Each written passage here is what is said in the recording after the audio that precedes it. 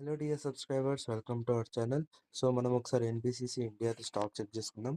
Current market price వచ్చేసి 123 ఉంది కదా, నైస్ నెంబర్. ఒకసారి ట్రెండ్ చెక్ చేసేసుకుందాము హై టైం ఫ్రేమ్లో. సో చూసుకోవచ్చు, అప్ ట్రెండ్ నడుస్తుంది. ఇప్పుడు మనం ఒక్కసారి మళ్ళీ 30 మినిట్స్ టైం ఫ్రేమ్కి వెళ్ళిపోదాము. ఇప్పుడు మనం ఒకసారి వాల్యూమ్ ఇండికేటర్ ఆన్ చేసుకొని అనలైజ్ అనేది చేద్దాం. సో చూస్తున్నారు కదా ఫ్రెండ్స్, వాల్యూమ్ ఇండికేటర్ ఎంత క్లియర్గా గ్రీన్ లైన్ ఇక్కడ రెడ్ లైన్ తీసేస్తుందో.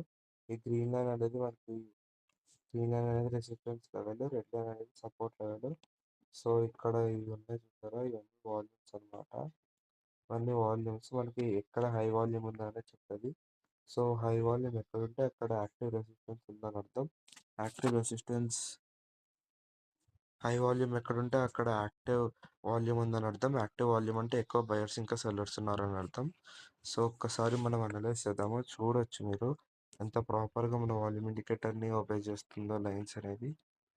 సో ఇక్కడ కూడా చూడొచ్చు, ఇక్కడ కూడా ప్రాపర్ ఒక్కసారి బ్రేక్ అయితే నెక్స్ట్ హైర్ వాల్యూమ్కి టార్గెట్ అనేది ప్రాపర్ రీచ్ అయిపోయింది.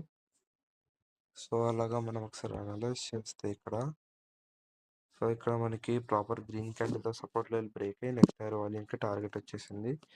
ఇక్కడ కూడా మనకి బ్రేక్ అయ్యి నెక్స్ట్ హైర్ వాల్యూమ్కి టార్గెట్ వచ్చేసింది. అలాగా మనం చూసుకోవచ్చు. ఇక్కడ కూడా మనకి ప్రాపర్ బ్రేక్ ఇచ్చింది, నెక్స్ట్ హైర్ వాల్యూమ్కి టార్గెట్ అనేది వచ్చేసింది. సో చూడొచ్చు ఫ్రెండ్స్, ఇక్కడ కూడా మనకి బ్రేక్ వచ్చి నెక్స్ట్ హైర్ వాల్యూమ్కి టార్గెట్ వచ్చేసింది. అలాగే మన వాల్యూమ్ ఇండికేటర్ ఎంత క్లియర్గా మనకి చెప్తుంది చూడండి లెవెల్స్ గీసి. మరి ఇక్కడ చూడొచ్చు, ఇక్కడ మనకి ప్రాపర్ రెడ్ క్యాండిల్ అనేది బ్రేక్ అయింది మన రెసిస్టెన్స్ లెవెల్ దగ్గర. సో నెక్స్ట్ హైర్ వాల్యూమ్కి టార్గెట్ అనేది వచ్చేసింది కిందకి. సో మనం అక్కడ సెల్ చేయొచ్చు ప్రాపర్గా. ఒకసారి కరెంట్ మార్కెట్ దగ్గర చెక్ చేద్దాము.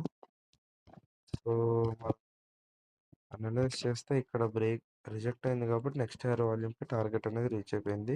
ఇప్పుడు మనం మార్కెట్ ఇక్కడ మధ్యలో ఉంది కాబట్టి మనం ఏమేమి తీసుకోవట్లేదు.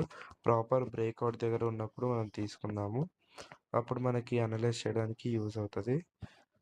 సో చూడొచ్చు, మనకి ఇక్కడ నుంచి ఇట్లా రిజెక్ట్ అయితే ఇక్కడ స్టాప్ లాస్ పెట్టుకుని నెక్స్ట్ హైర్ వాల్యూమ్కి టార్గెట్ పెట్టేసుకోవచ్చు.